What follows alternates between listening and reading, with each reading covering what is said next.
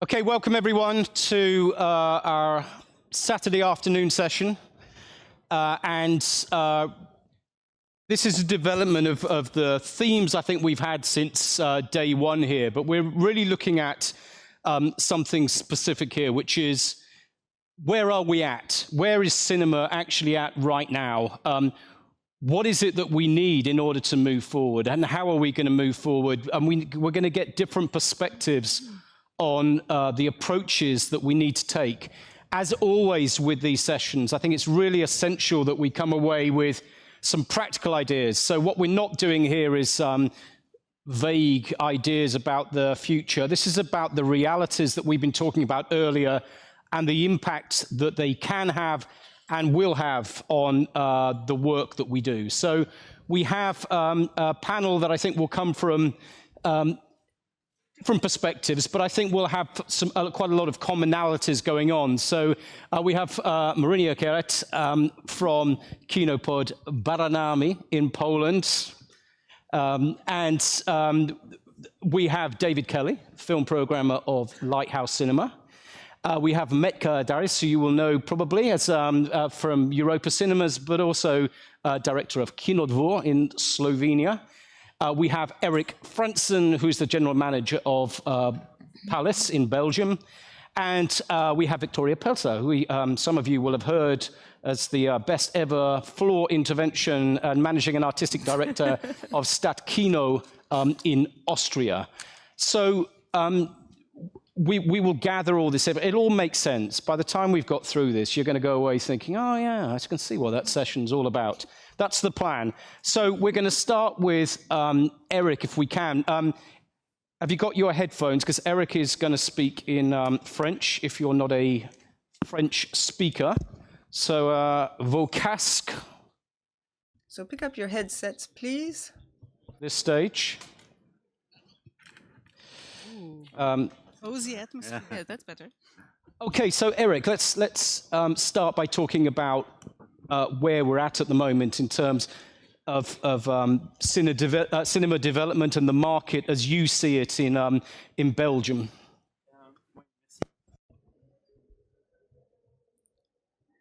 Microphone, please. There's no microphone.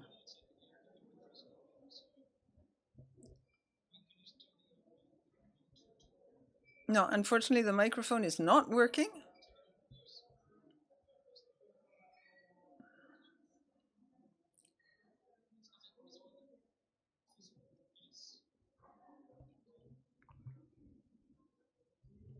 So I think that, first of all, it's important to say that, well, we all have similar questions and challenges. In light of what was said yesterday, we note that the situation may differ from one country to another. That's something we have remarked. What's true in my country may not be true elsewhere. However, what is important is when you define a line of action, that line of action needs to be clear, well identified, and consistent. When I discovered the title of the panel, I thought, well, no looking back, I believe it's important to look back in order to identify the fundamentals in our profession and to break down some idealized visions we may have about the past. The Palace is a historic cinema in the center of Brussels, renovated in 2018. At that time, the developers had some very good ideas. First of all, they wanted to create 4 rooms, 4 screens with a reception, an exhibition area, together with a bar. That gave us huge potential for development. The second excellent idea they had consisted in equipping the rooms extremely well. So we're very well equipped, and that accounts for part of our reputation. In fact, our rooms are very comfortable, and the projections are excellent.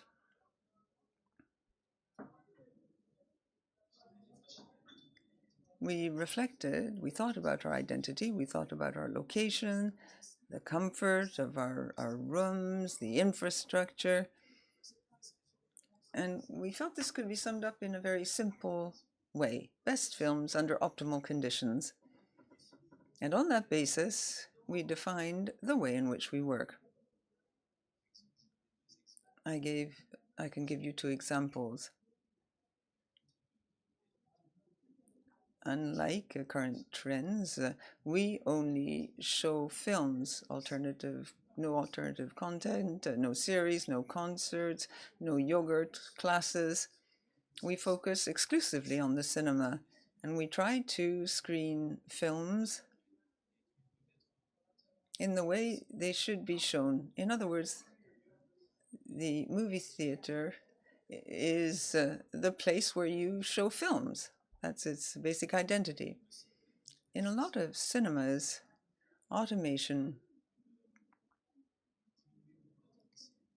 has led to a drop in the number of technicians. In many movie theaters, it's the receptionist who will start the film. We did the opposite. We have a technician, the projectionist, who deals with all the formats, digital, 35 millimeters, and what have you. And likewise, we held 200 events in 2023, and at each event we took pictures, they do the editing, they do all the technical work, which is not done elsewhere. And this was a way of doing our job as we think it should be done, managing the infrastructure and the equipment we have. We tend to idealize the past, as I mentioned at the outset. The present affords opportunities as well. The pandemic precipitated certain trends. We know, for example, that the windows have grown shorter. We have the massive onslaught of platforms, changes in viewers' habits. All these things already existed, and COVID simply precipitated the trend. The pandemic afforded us some interesting things at the same time. When the cinemas shut, for example, we realized that the art house films that had been programmed and put on platforms didn't perform well at all. That reinforces the role of movie theaters. And when we emerged from the lockdowns, we were in a quite powerful position vis-a-vis distributors in terms of defending art house films. I believe that today, I may be repeating myself. Well, this is a situation that obtains in my country. Maybe it's different elsewhere. But we have a negotiating power, a bargaining power that's much stronger than several years ago. We don't embark on the programming of a film for 5 weeks. We can negotiate in a much more flexible way with the distributors.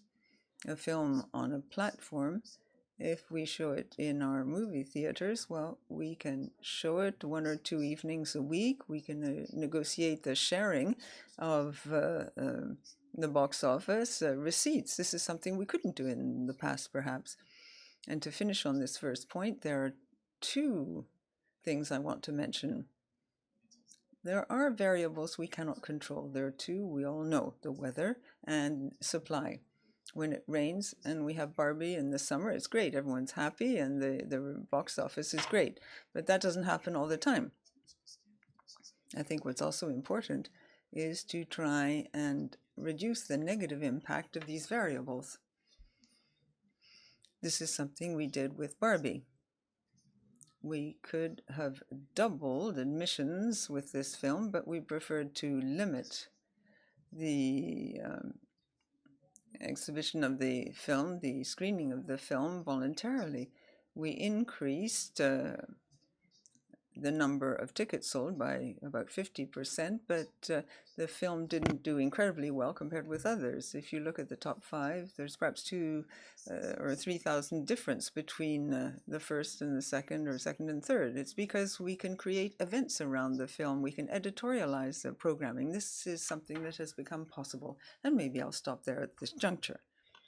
I think in some ways it's a kind of back to the future kind of argument you're making, which is we do have enormous assets, and actually it is an important point that our assets and strengths are probably greater in a world in which distributors are more reliant on theatrical than perhaps they were during the DVD era, and that feels like it's an important point. And it still feels, though, we've been talking in this conference a lot, that audience expectations have changed, and that the argument that actually at the end of this, we still got to, we're still going back to basics.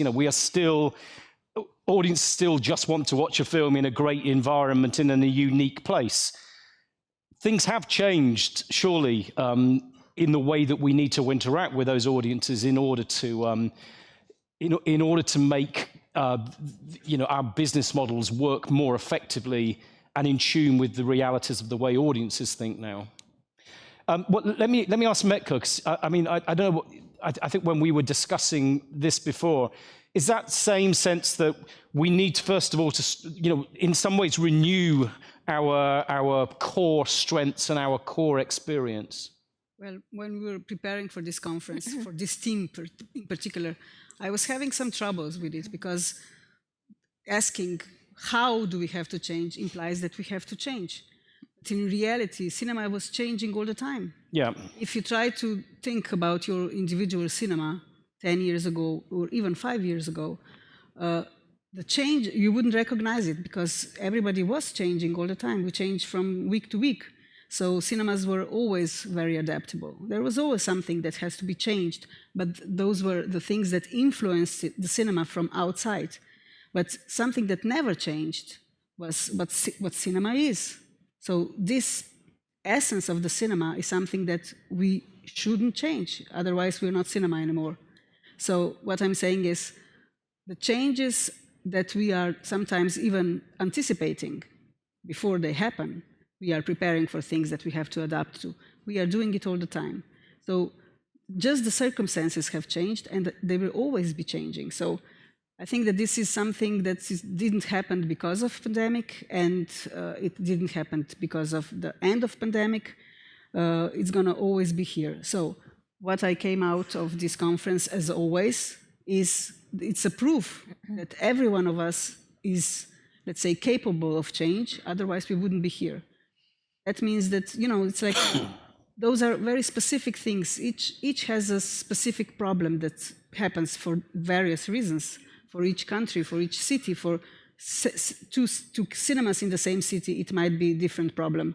So I think that this is like, if you are sensitive to having to be able to change, then you're not in the right business.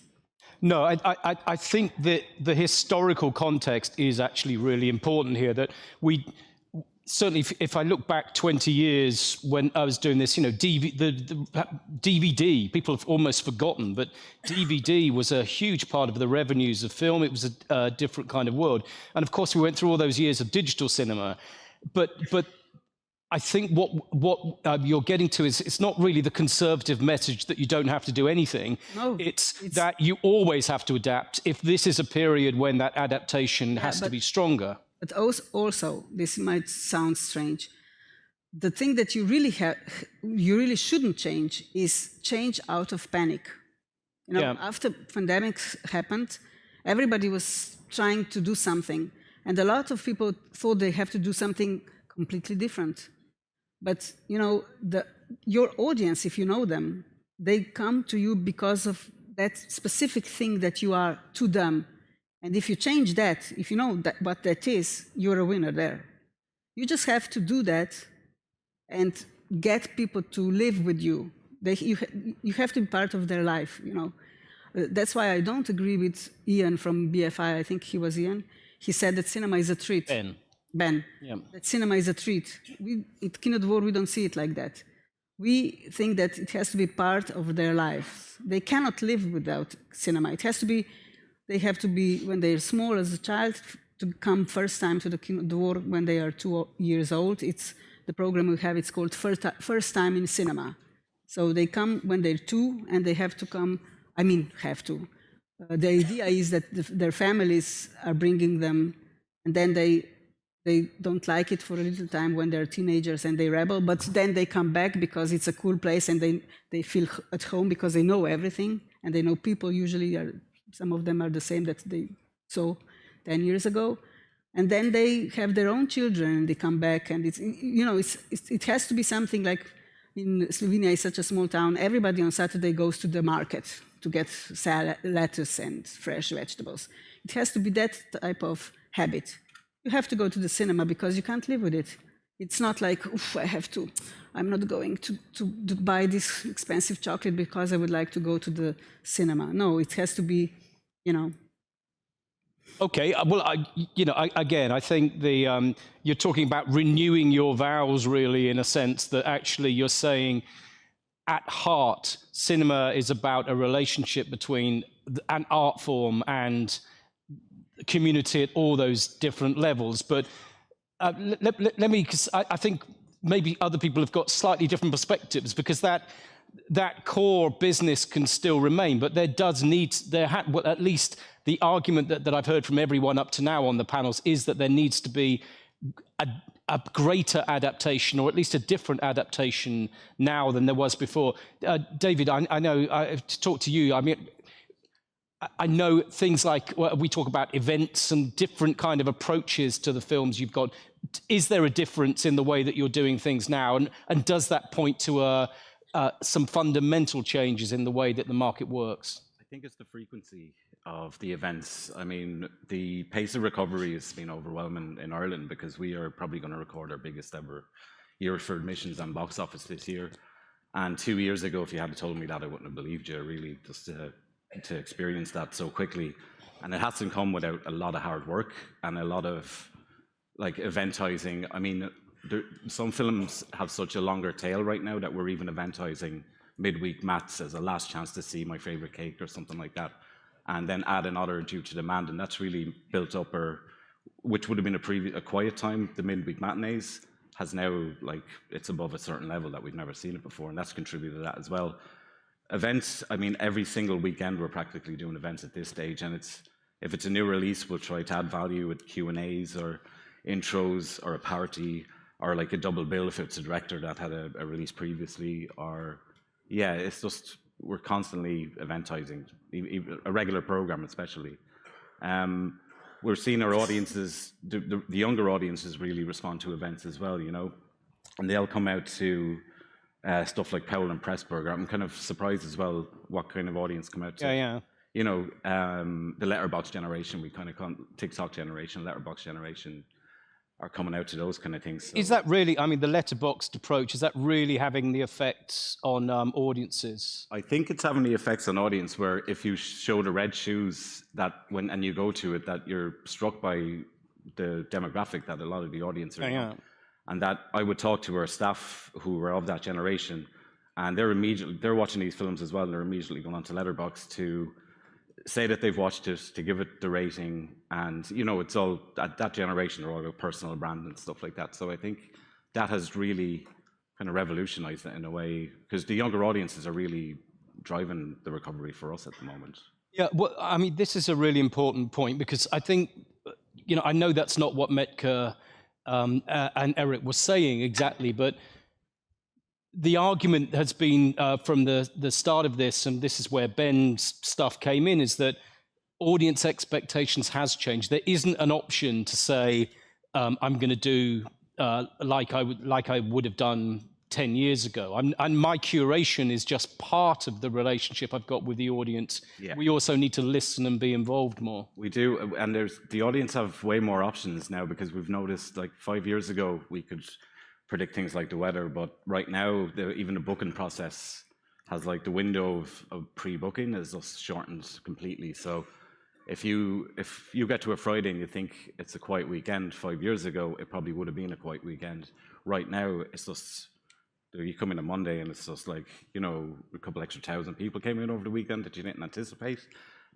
So we're kind of relearning this year with regards to trends and a lot of new trends. Like I was saying to you previously, we could predict the months like the weather probably 10 years ago, but right now it's a totally different totally different landscape. And are there positives in that? I mean, it's kind of an exciting thing. I mean, it's scary, but what I'm trying to get to really is going back to Metka's point to an extent is if you don't do those things, if you had said, look, to hell with that, at heart, what we are doing is showing films, and we are the curators, we know what we're doing. Do you think that would be something which could lose you audiences and younger audiences in particular? Yeah, I think so. And I mean, we've got marketing teams and everyone else who really want to feed into these releases as well, and just amplify them as much as we can, because we know the options are there for people just to do so many things, and obviously stay at home as well,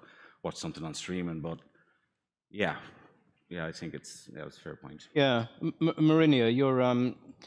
I mean, again, you're doing a lot of these things. There's a challenge there, though, isn't there?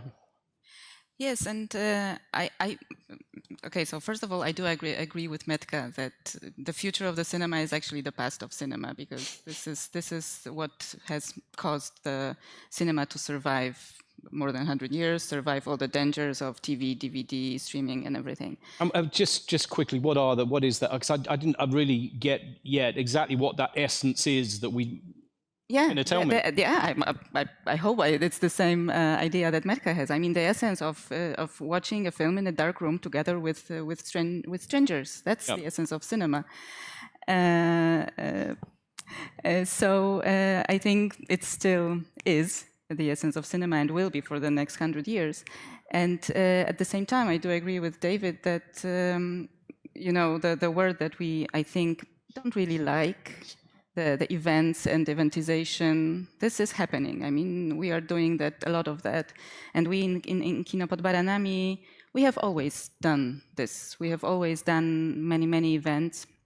But I'm pretty sure that the fact that we did that we have done maybe more in the past 2 years, that helped us get better more quickly after the pandemic. So the fact that we always, when we always come up with new ideas, so this film is coming on, so let's invite a guest to talk about it, or let's have a psychological discussion about it, or let's show it to youngsters, older audiences.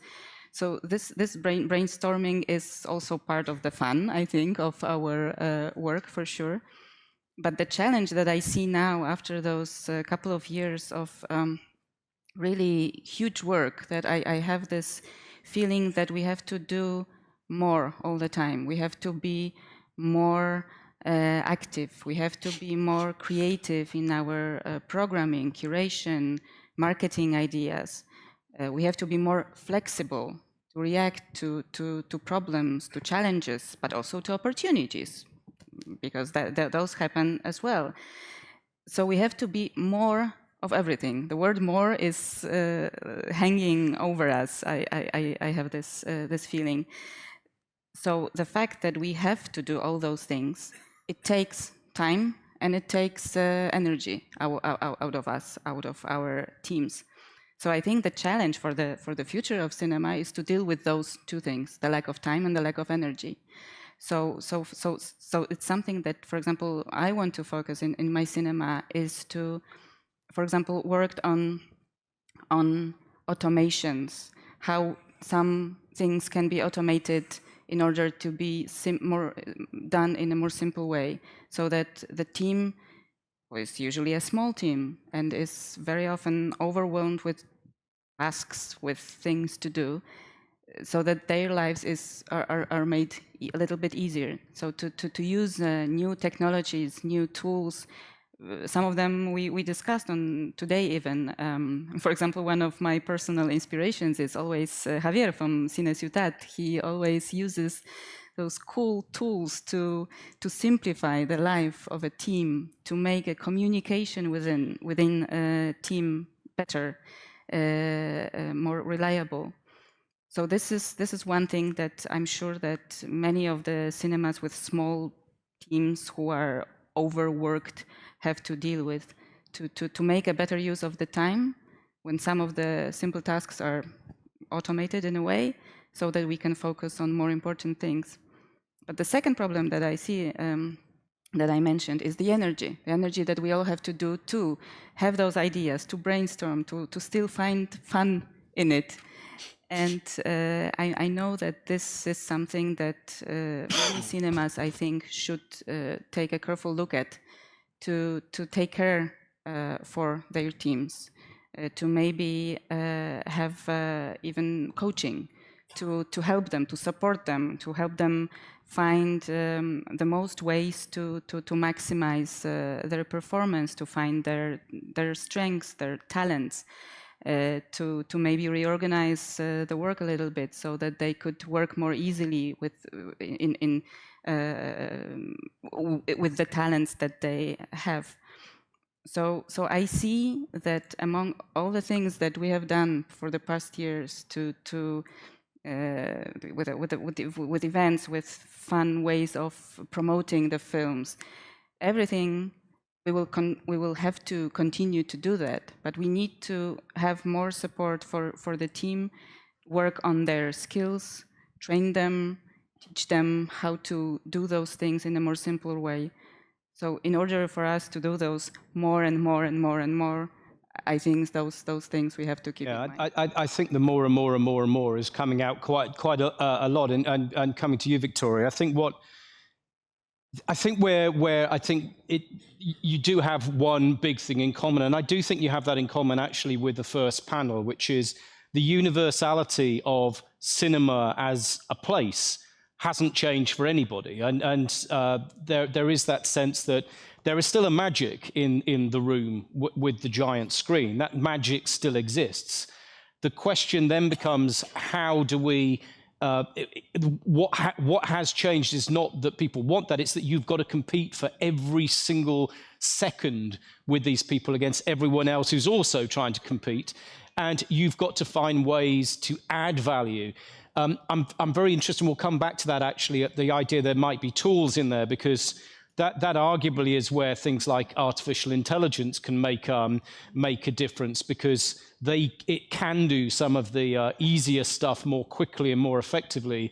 And it may be that what you're trying to do is to release as much energy and creativity from your team by taking off as much of the kind of day-to-day grind as possible, which is still a challenge. So, and Victoria, I guess you are someone again who's working online and doing all these different things. Does that basic premise, do you agree with that basic premise that there is still the universality, but there's a hell of a lot more work you have to do on top? Absolutely. I will probably just set the picture a little bit. So we have a distribution. So Stadtkino is also distribution. We are releasing 15 titles a year, roughly. Then there is the cinema, Stadtkino Cinema. It's a single screen cinema with 285 seats. And I would call it hardcore art house programming, what we're doing there.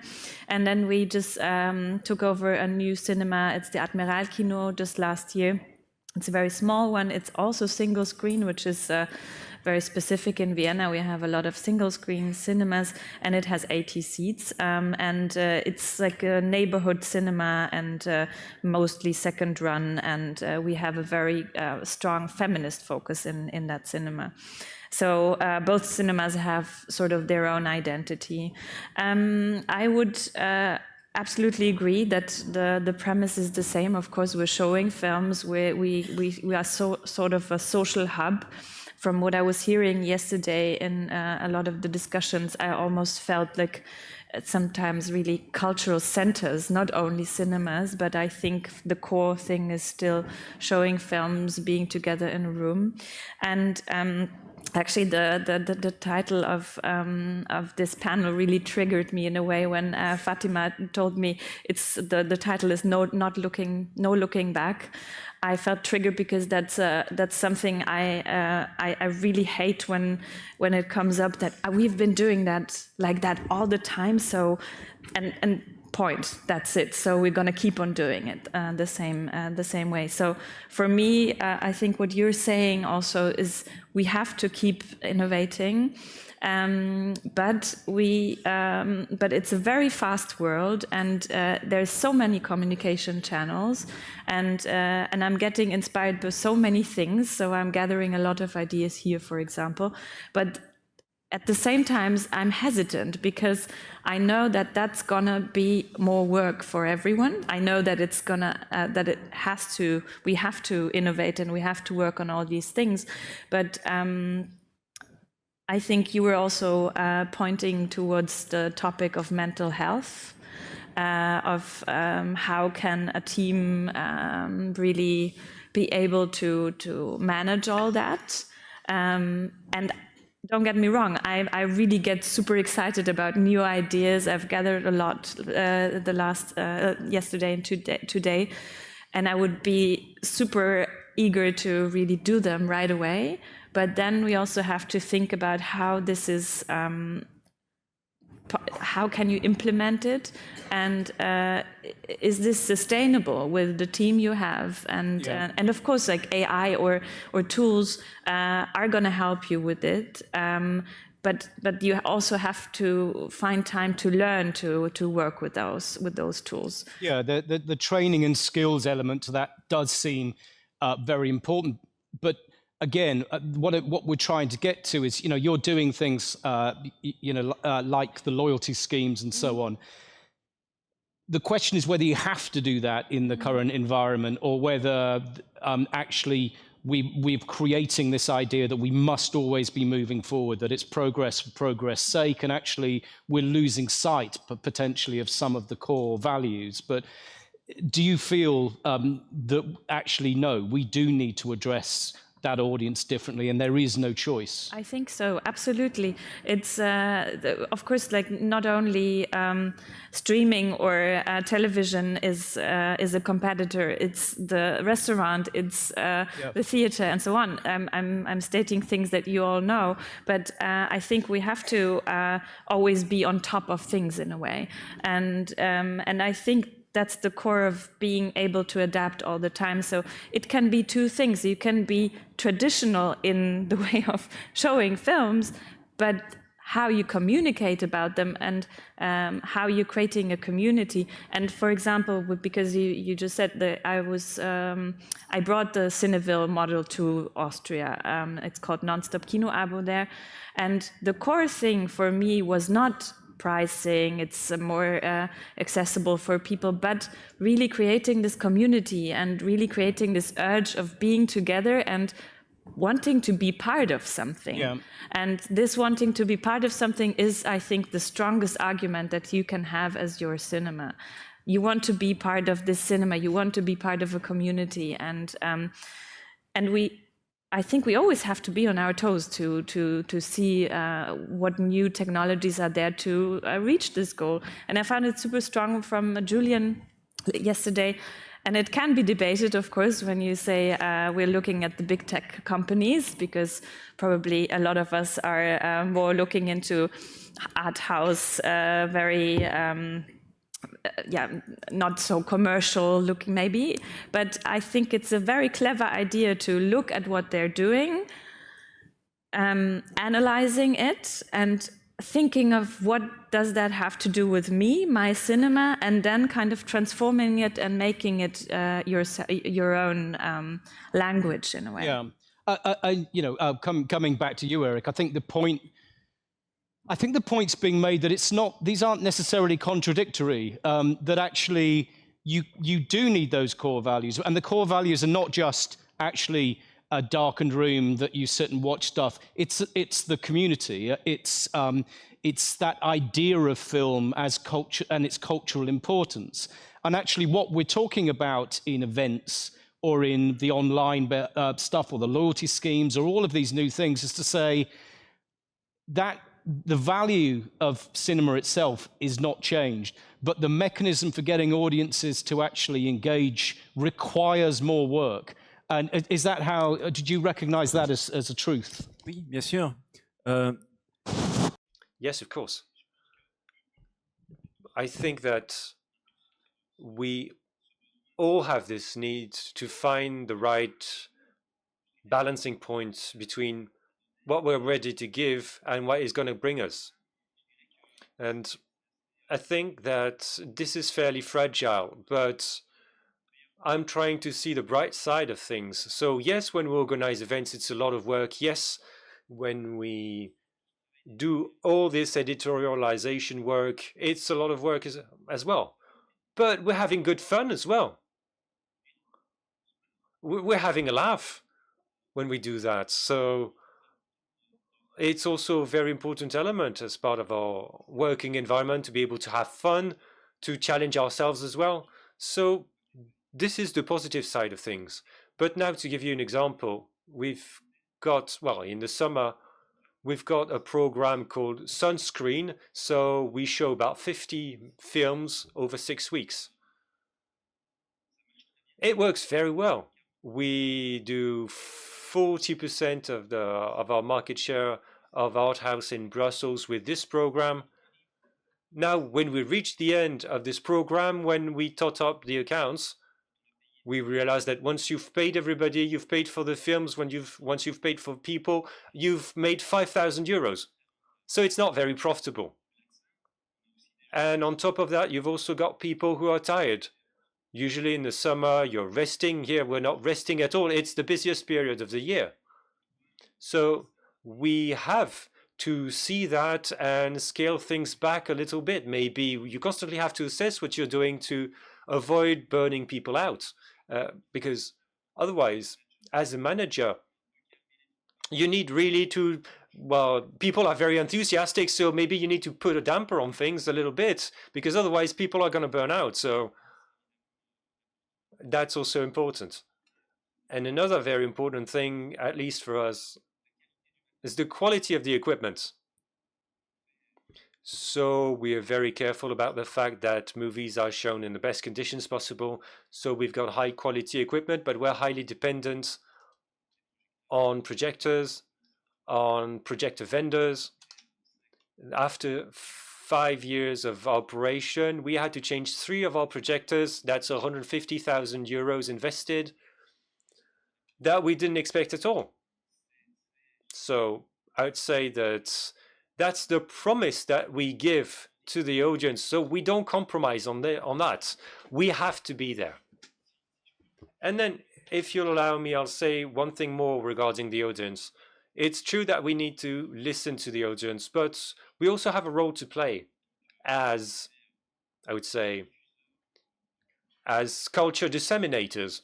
We also need to have our own certainties and beliefs.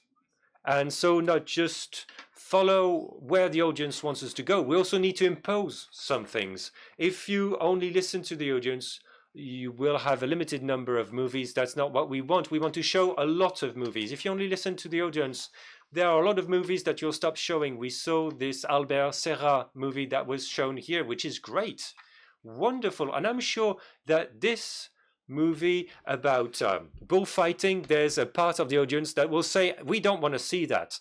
But we need to be strong enough to say, you don't want to see it, but we'll still show it because it's an important movie. So that's the relationship we have with the audience. We also need to be strong in that and be sure of what we're doing.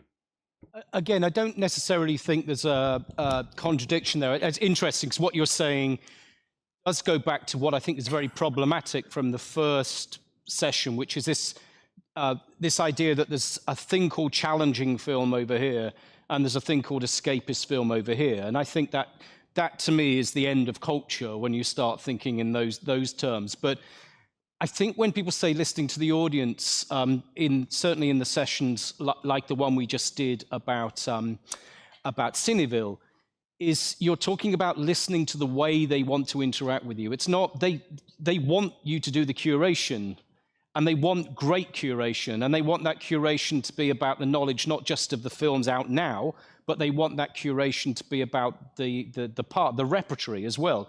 The question about listening to audiences is really about interacting on their terms, and their terms, I think, have got harder. I mean, maybe I could bring you in on this, Victoria, because you're doing this, I think, with the Cineville approach, is interacting with that audience and listening to that audience is about making their experience and their relationship with the cinema different. it doesn't necessarily impact on what you show. No, absolutely not. Well, so I must say, like having the non-stop in place now since 1.5 years, almost 1.5 years. What we noticed is that cinemas that are part of it started to change a little bit their programming but that's a trend that I see now everywhere, is that that classics are the big hit again. So cinemas all over, especially Vienna, started to show more classics. But besides that, I wouldn't say that we have a different programming, but it's more, and I'm coming back again to Filmhallen. So how can you listen to the audience? You can listen to the audience also on another level, not on the programming level, but what do I want to have as service, and how do I want to be approached? And coming back to the programming is, I think there's also, it's sometimes difficult to really analyze what is working, which programs are working, which are very important for you, but maybe you have to let them go anyways, because you've been waiting for a long time and trying to advertise them, and nobody will come anyways. So sometimes I feel now that I have 2 programs in my cinema that I'm letting go now, because I feel, we tried all the ways to communicate it to audiences. And then we had another program for small kids that really took 1.5 years to kind of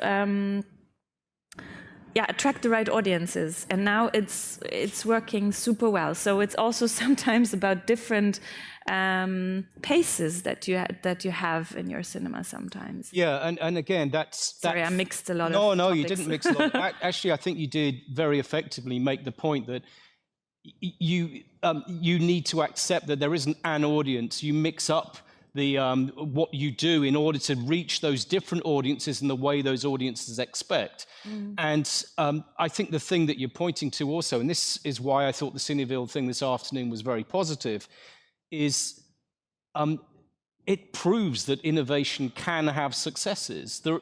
It has made a difference. You are beginning to see the different approaches that have been taken over the last few months and years. You're beginning to see that turning into practical value, real value on the ground, and that seems to me a very positive message. Metka, I don't think you were disagreeing with this again. You were saying that you always adapt, but is it for you, when you were talking earlier, it felt more like you were saying, look, you've got to make priorities. In a world where you've got staff that are overstretched and you've got a million things you can do, your priority, you need to make sure you have the right priorities. Well, I just realized that maybe it came out wrong what I said. I wasn't saying that we just say have it to differently show, this time. But I'm not just saying we just have to show films and that's it. Yeah. No, we are doing all of these things, but we are doing this now for the 16th year. So we have events, we have everything that you can think of. Yeah. We also are working with our staff because we had to limit the amount of events per week. We have like a list. Is this maximum challenging? Is it stage 1, stage 2, stage 3? Not cancer, but requirements of energy and resources. Is it smaller? Is it so that we make categories? We will do those 2, and number 4 we can squeeze in. Then we have 4 projectionists because we have so many projections. We have 13 festivals per year. Yeah. We have, we are doing all of these things, but we also have a logistics of workflow. We have we are like a military. It's really bad, but we really have our tasks set out so everybody knows what they're doing. We have a promo team that watches the films to make plans for the promotion. The most important thing where we are talking about a team that has to do all of these things is that we really love each other. Yeah. We are like completely different individuals. We might not be friends if we met on the street or something like that. We are so different, but we have this common goal. We respect each other. We never go away like, you know, when you're married to someone, it says you don't go to bed until you make up. It's the same in Kinodvor. If something like that happens, we don't go home until we are friends again, but like really friends. If something like that happens, we have a special, I don't know how it's in English, like a rule.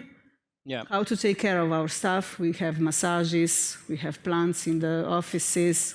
I mean, there is a Živa here from Kinodvor. She can say if it's true, it's not a PR speech.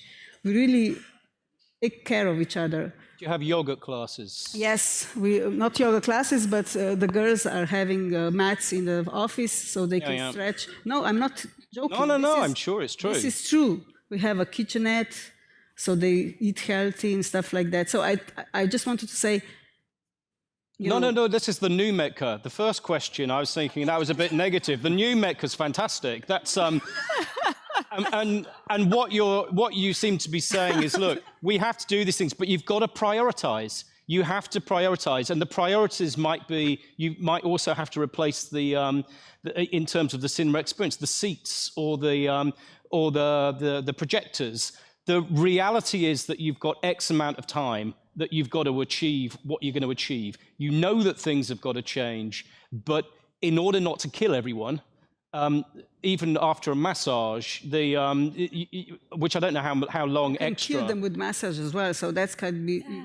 What kind of massage? No, let's not go there. You have to be really careful what you choose because it could a massage. I've got Metka walking up and down my back, and then I will do 2 events for a massage. I'm watching too many Japanese films, so those of you who watched the Japanese film with massages in, you know what. No. I'm going to Kinodvor the second this is finished. Listen, I'm on the plane. We used to be an erotic cinema, so we have a special program. No, I'm not joking. It's true. It's called Retrosex, just to explain those Japanese massage films. Yeah. Metka, now we're getting Metka number 3. The number 1's too negative. That one's too far. Let's just stick to the number 2 for the moment. Yeah. Done. Oh my God. Victoria, bring us back to reality. No, I just wanted to throw in a word that I think is here now. It's leadership. No, I think, for example, I can just say from my experience, I've been working in the cinema and in film festivals for a very, very long time, and I'm not sure if my bosses, all of them, really knew about leadership a lot, or they were attending any, coachings or anything. And I'm the managing director since 2 years now, and I'm trying to go there and learn a lot, because when I started, I felt like I'm totally lost. I have to motivate my team. I still want the numbers to be good and do all these events. I have this internal drive to do a lot of things, and how do you match that all together? So that might be also something for the future also of Europa Cinemas, to maybe also think about this leadership approach. What is good leadership actually, and how does that look like, and what do you have to think about? It is true that it is largely small businesses. And looking back over the years, if there'd been an HR department in any of those places, there probably would have been, and we don't even want to think about. But leadership, it feels to me, I will come to you, David. Leadership is about encouraging and getting people to do things over and above. The thing that interests me, that I think goes back to what Metka was saying about priorities, and indeed Eric, is a lot of this is experimentation still. So every time you do those events, I think people need, when they're projecting forward, you are actually learning from each one of those. And I guess it's like you can't live when it's permanently research and development, and when it's R&D for every single event. So are we going to reach points where, particularly where technology is involved as well, where things might get a little bit easier in the way you do those events, or is it always going to be difficult? It'll probably always be difficult but I think the reporting side and, you know, with AI coming in, there's going to be just text generation where you can literally, one sentence will give you a wide variety of reports and stuff like that. But with regards to leadership with the staff, and like we've been talking about people's energy levels and everything else, it's just we kind of give the staff their own ownership over the venue and give them their own slots every month and stuff like that. That kind of keeps the spirits up and keeps the energy levels up, because it is a common theme here. I think at the end of a year like this, people can reach burnout, you know. And burnout is coming out as a theme. So if the audience wants more and more and more, someone's got to give them more and more and more, and that's where I think the problem comes in. And you know, however, in some ways, the enthusiasm and passion, which I think is actually what Eric said right at the beginning, I think that's what drives cinema. It is a belief in what you're doing. It is that passion. But that passion is also dangerous, because it makes you push yourself to do more and more, and not everyone understands their... Yeah. You're looking quite well, though, David, if I may say so. Oh, I don't have feeling. I think you're going to be fine. Although you're only 16, so it's difficult. Sure, yeah. Entirely sure. So Marina, just finally, with you, I think, you know, again, we're coming round here. It is about the languages of priorities. It is over the long run. I think what we've agreed on this panel now is, look, there is an essence of what cinema is, and it's community, and it's passion, and it's curation, and it's the experience, it's the seats, it's the projection, it's everything that makes cinema magic is still there. You've just got to do all this stuff on top if you're going to reach that audience. And I guess it's similar to the question I was asking before, is there has to come a point where you know, you've adapted to this in ways that are sustainable and manageable, and you can start thinking about the next thing on, because the truth is, this isn't the last challenge. The truth is, in 2 years' time, we'll be talking about another thing that's come along, which is going to be problematic.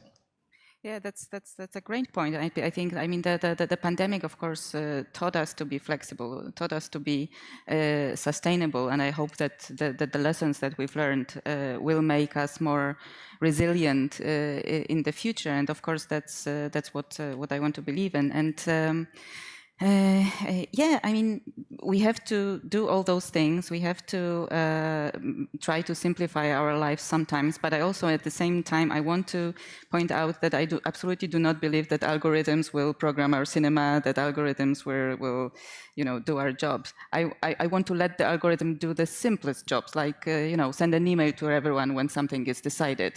This I can allow them to do, but some other things will always be controlled by us, and we will have to be ready for new challenges, for new ideas. But if we manage to sort of find like procedures, even simple things that from the idea to this event with beautifully filled room, there is a certain path, which usually is almost the same.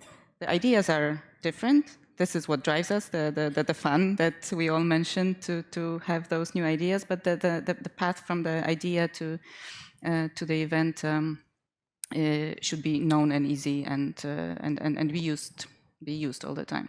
Okay, so the robot masseurs aren't there quite yet. So do we have any questions from the, or does anyone want to make a point? Yep, just here. And again, if you can say your name and stand up so we can see you.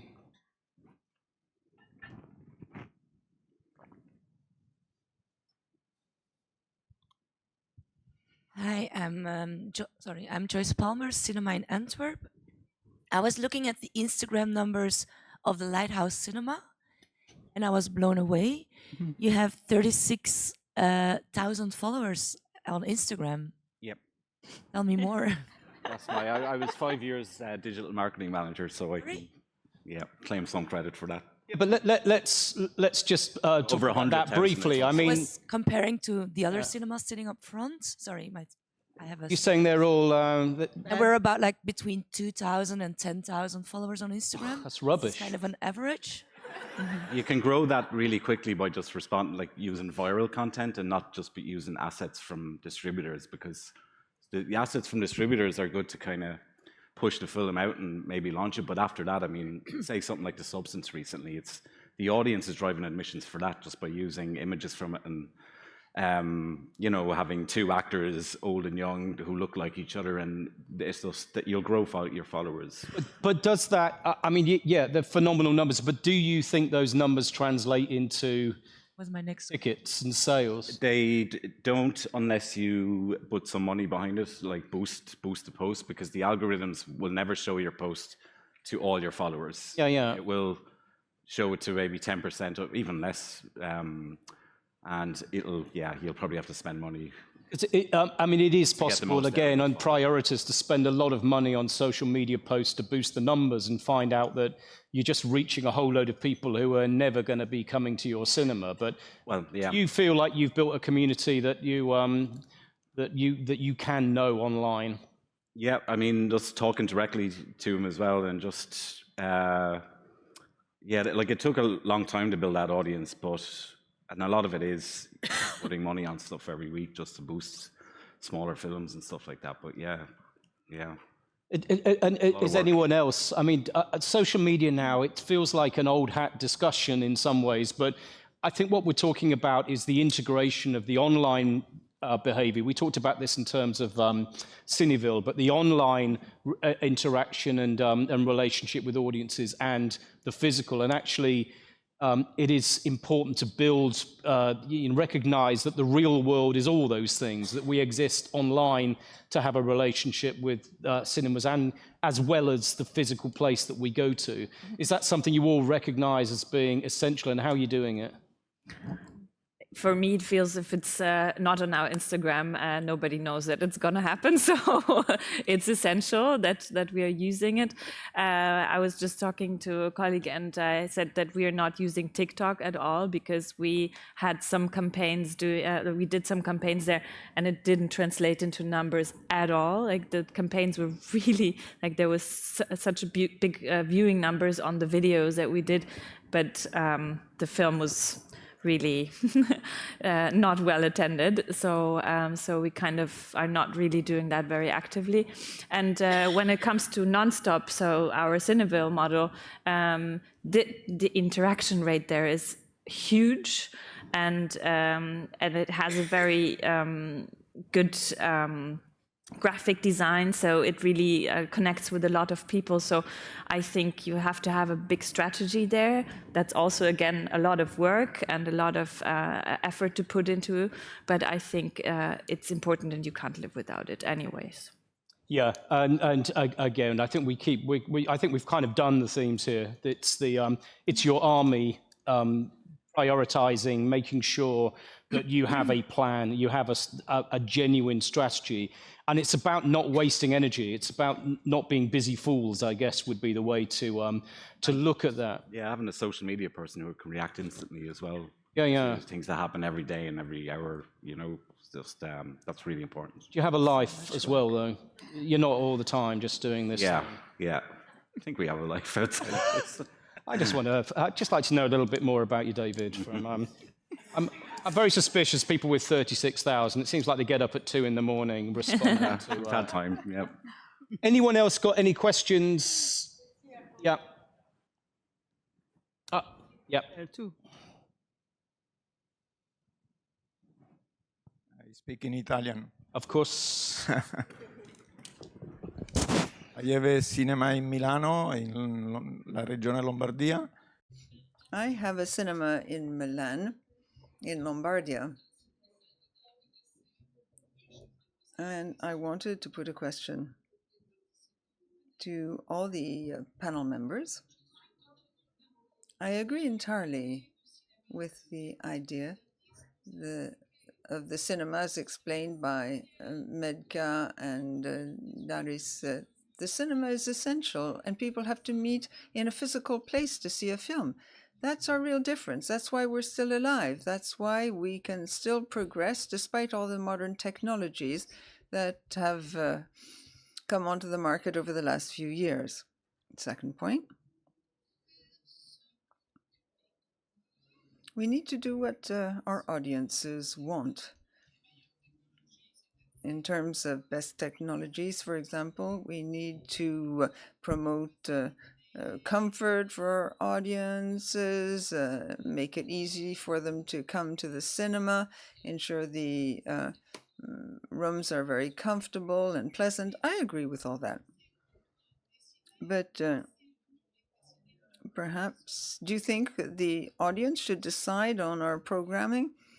Well, the American Hollywood cinema did what people wanted over the past few decades, and it's in the course of destroying the cinema. Because all they do is produce series. American cinema is in the course of disappearing. There won't be any independent cinema left in the US. The cinema we have known has ceased to exist. There'll just be series which are terribly repetitive. We're here in Europe at Europa Cinema, and European cinema needs to increase its audiences, reinforce its presence. And we can do this because we have a huge number of films being produced in Europe. With our experience as cinemas, the European film industry is expanding. We've talked about how we can improve the offer thanks to new technologies. What I would like to know is how European films fare in Europe. Is there a circuit for European films? In Italy, it's always difficult to find films that come from other European countries. And it's a very important issue because we are here, indeed, to try to boost the circulation of European films. Well, we are not asking our audience what to show them. Our share of European cinema that we screen is over 70% of our program. So we are the ones that are introducing what we are screening, but we manage to do it in a way that our public trusts us. They trust us that what we will offer. Sometimes they trust us blindly. They come to the things that they didn't even research because they know that whatever we will choose, it will be meaningful. I always say there was a lot of discussion about people shouldn't be disappointed. They shouldn't be, in a bad mood or stuff like that. We are having people who are passionately angry after the film, but they are satisfied. It's like they disagree with, why did you put this on a program? And then they talk about it and they want to hear from us why, So we shouldn't be afraid of bad feelings, of being disappointed, of being bored even, watching a film. Because when you're bored, then you start thinking, why am I bored? It's like any kind of using your brain, it's a positive thing. So, that did answer the question. Great. Eric. Oui. Je pense que Earlier on, we partly answered the question. Of course, we interact with the public, but we must also play our part and show the public certain things we believe in. As to European films, at the Palace, the vast majority of films we screen are films from all over the world, and a lot of European films. There are over 80% European films which we screen.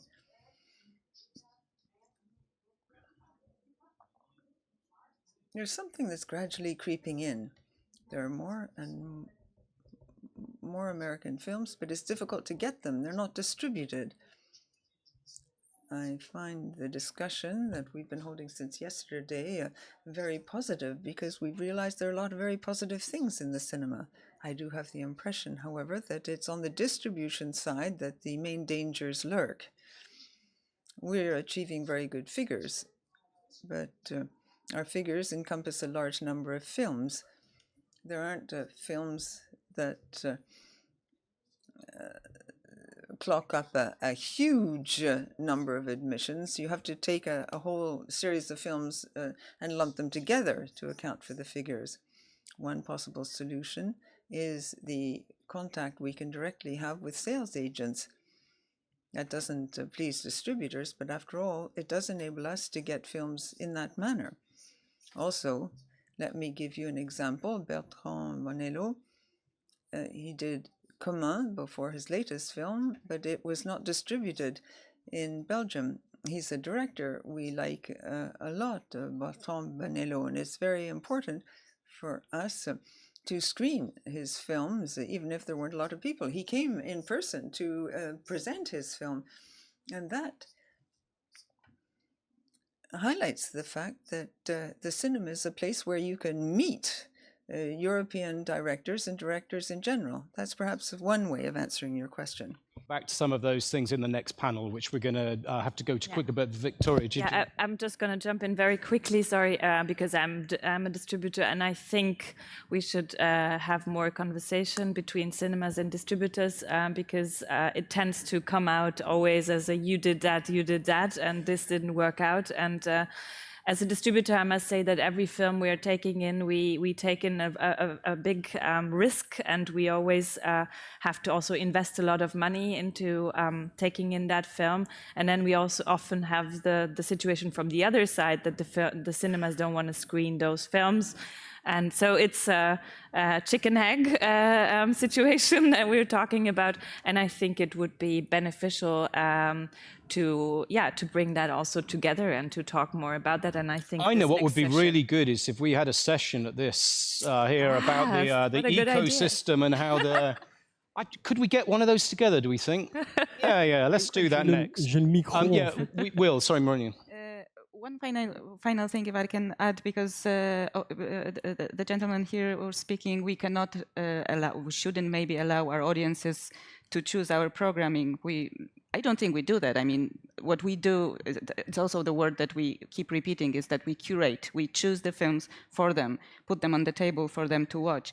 But when we say that we want to listen to them as well, is in this meaning, I think, that, for example, if they mention to us a independent short set of films about extreme sports that they want to see, or independent film made by students of acting school or something, if they want to whisper to us about this, then we can listen and make the choice to present such film or organize such event. So in this way, I wanted to distinguish the curation. And I think it's a really important one to make. It doesn't hurt to listen to ideas. I think the reality is that curation, the audience doesn't want to be curating cinemas. I think the myth behind it is that somehow they want you to do the hard work of finding the films and doing and giving them things that they're looking for.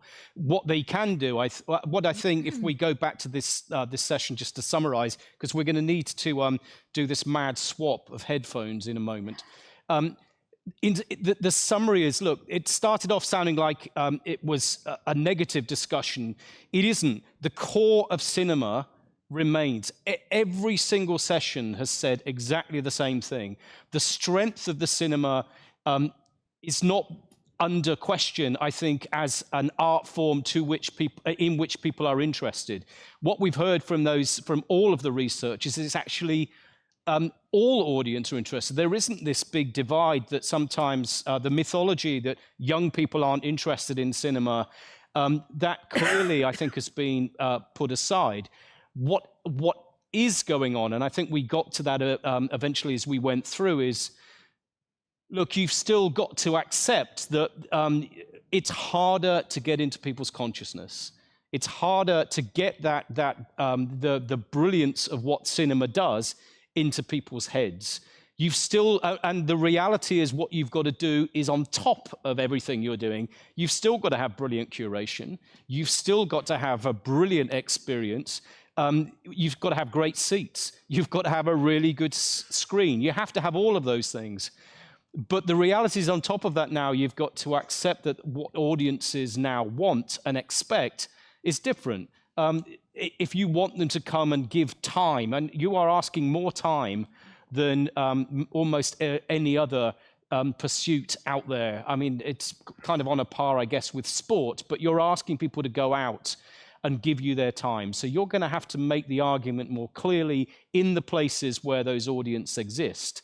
And I think what we're hearing is not a negative or we don't want to change.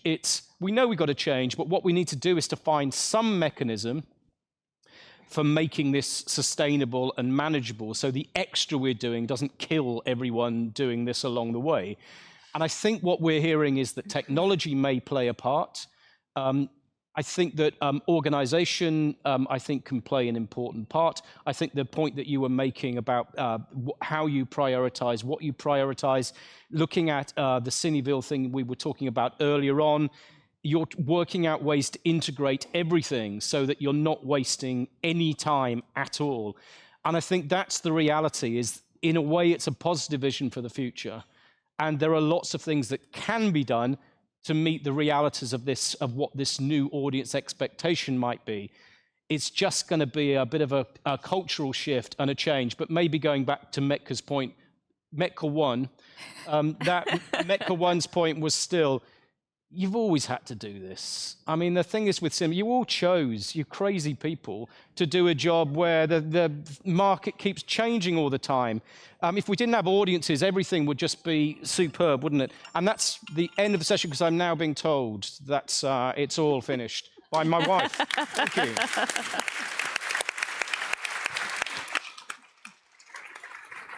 Right, we're now going to have the famous changing of the head.